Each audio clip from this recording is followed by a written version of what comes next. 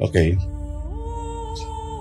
Representative Martin Romualdez will be filing today a supplemental counter-affidavit with the Ombudsman, attaching to it sworn statements of 25 other former drivers and security aides of Representative Saldico. Isasama na rin natin dyan ang napabalitang pagbaligtad ni Mr. Orly Gutesa. They have come forward and directly contradicted the earlier accounts of the 18 Maleta boys represented by Attorney Baligod.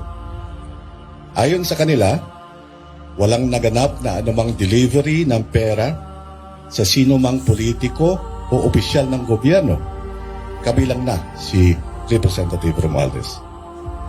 Hinikayat lamang sila na sumali sa isang grupo ng mga testigo kapalit ng pera. At may mga affidavit na inihanda para sa kanila. Si Orly Gutesa naman, naglabas rin ng pahayag at idinetalye kung paanong ang mga akusasyon ay ipinilit sa kanya para tanggapin at pirmahan bilang, quote, missing link, unquote, na siya raw mag-uugnay kay Representative Romualdez sa kaso.